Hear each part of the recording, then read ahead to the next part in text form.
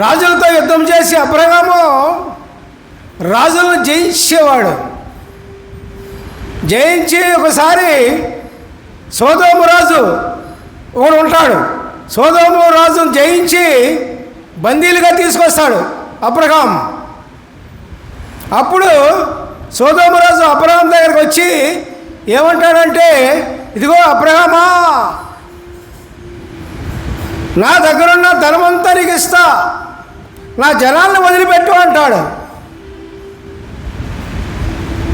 అప్పుడు ఏమనాలి? మనమైతే ఏమంటాం? ధనం వస్తుంది కదా అంటే, డబ్బులు అంటే మనకు మంచి ఆశ కదండి.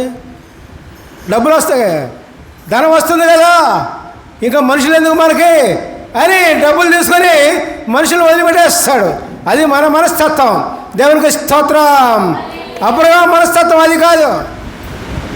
నీవిచ్చే వాటిలో ఏదైనా నాకు అక్కర్లా, కనీసం చెప్పుల వారైనా నాకు అక్కర్లా, తీసుకోను అన్నాడు.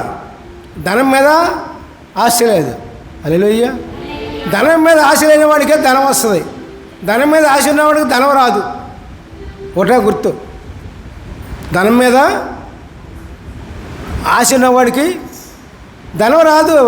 సామెతలో చెప్తారు కదండి, ఎన్నోసార్లు చెప్పుకున్నాం మనం, గుర్తుందా? చెప్పండి ఒకసారి, మొదలందించండి. ధనం కోసం అక్కడ ధనం ఉందని ఎగబడి పరిగెత్తావు అనుకో, దానికి కాళ్ళు వస్తాయి. అంతకుముందు కాళ్ళు లేవు, దానికి కాళ్ళు వస్తుంది, ధనం పరిగెత్తుద్ది, నీకు అందదు.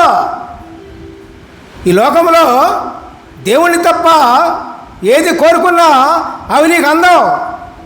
దేవుని కోరుకో అని నీ అంటే వస్తాయి. అప్పుడు నన్ను వాడుకో అని ధనం అంటది.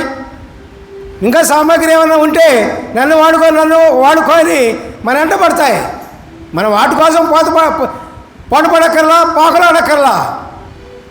దేవుని కోసం పాకులాడండి, దేవుని కోసం ఆశపడండి, దేవుని కోసం మీ జీవితాన్ని ప్రయాణం సాగించండి. అప్పుడు సమృద్ధి అయిన జీవితం మీకు దేవుడు ఇస్తారండి. ఎన్నిసార్లు చెప్పామా? మరి అది గ్రహించాలి. ముందే చెప్పాను కదా దేవుడు మత్తయి సువార్తలో 6:33లో, ముందు నా రాజ్యమును నీతిని మొట్టమొదటి వెతకండి, అప్పుడు సమస్తమును మీకు అనుగ్రహించబడును. దేవునికి స్తోత్రం. హల్లెలూయా. Praise the lord.